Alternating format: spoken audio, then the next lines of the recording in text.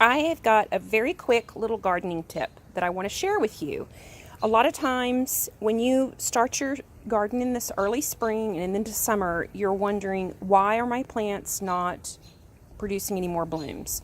Well, there's two reasons. One, all of those blooms that you purchased at the garden center have been fertilized and nurtured, and then you put them into soil that may or may not have the best nutrients. So you've got to get you an all-purpose food at your nursery and feed them throughout the summer, like probably every other or every third watering. And it can just be diluted, but they just need something. I mean, we need electrolytes and nutrients in our bodies, and so do plants. The other thing that will promote growth and will stunt growth is if you don't deadhead. Deadhead is not a nickname for a boyfriend that you broke up with. It is the process of cutting off the blooms off plants that have stopped growing or have died.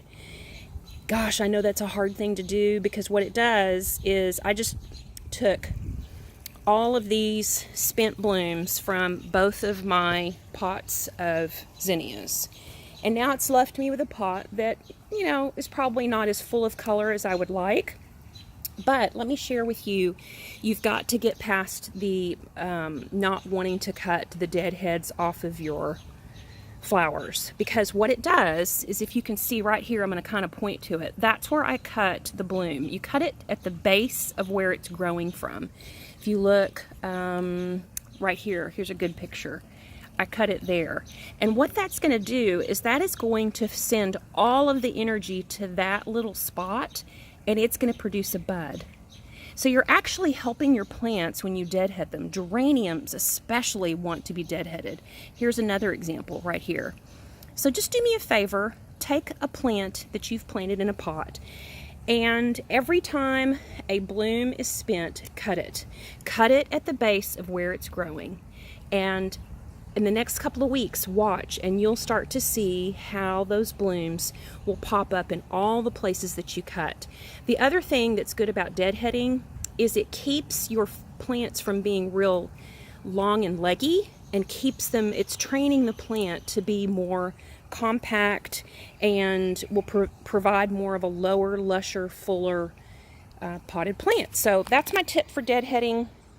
Follow me over at homewithatwist.com for more home tips, everything my mom taught me with a modern spin, homewithatwist.com. And then also follow me at my YouTube channel, where I upload videos on gardening and entertaining and poolside chats. So I'd love to have you join me and subscribe while you're there.